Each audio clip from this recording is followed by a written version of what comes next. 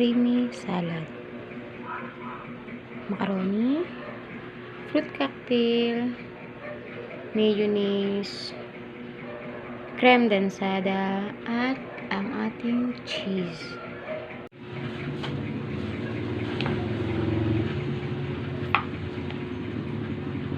Haluin natin ang cocktail at macaroni sa macaroni. Huwag niyo po isasama yung sabaw. Actually, din-rain ko na to kanina, kaya lang may natira pang kaunti. Kaya ganyan. Uy, kung kailangan ko siya ilipat sa mas malaking lagayan.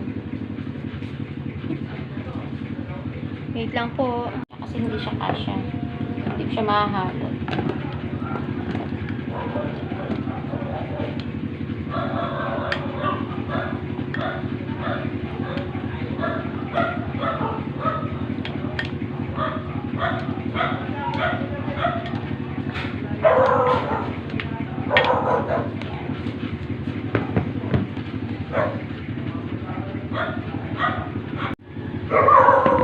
Pinaghalo ko na po yung macaroni at saka yung fruit cocktail. Ngayon, ilagay naman natin ang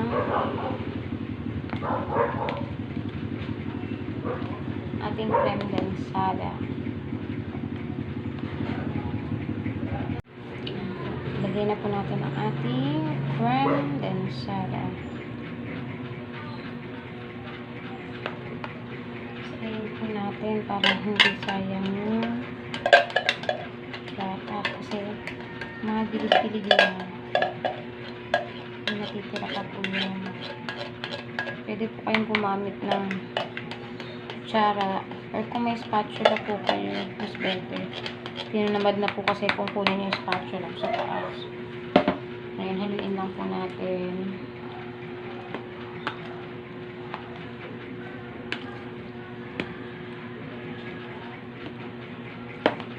Sunod na rin po natin ang ating mayonnaise. May price pa po yan.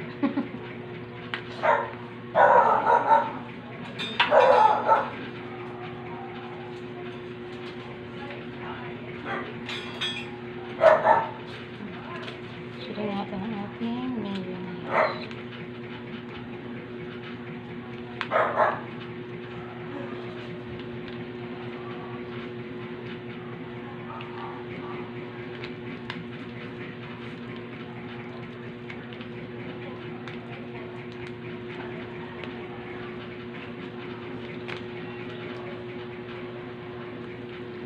Natin ulit hanggang sa ma-mix na sa lahat, maghalo na yung ma-mix na po talaga ng todo yung mayo tsaka yung creme densada. Pero may other ano naman po na pwede nyo gawin. Pwede nyo naman po siyang bago ilagay dito, i-mix nyo na po yung mayo at saka yung creme densada.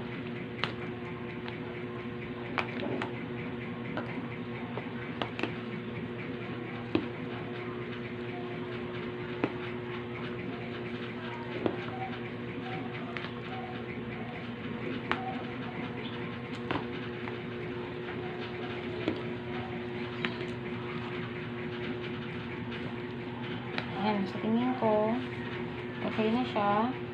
Nahalo ko na siya ng maayos. Ilagay na ho natin yung ating cheese.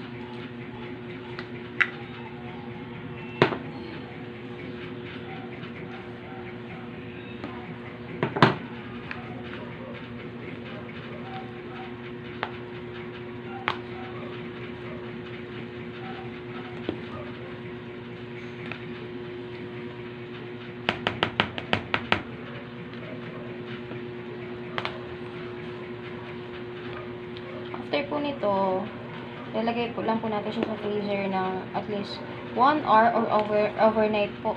Pwede. So, masarap po siya pag mas matagal siya sa freezer.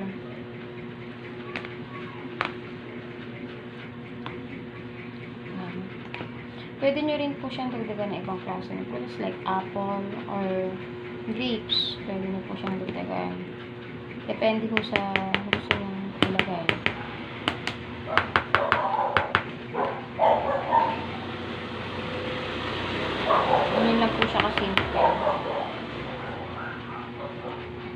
Ayan, pwede na po natin siyang i-lagay sa freezer.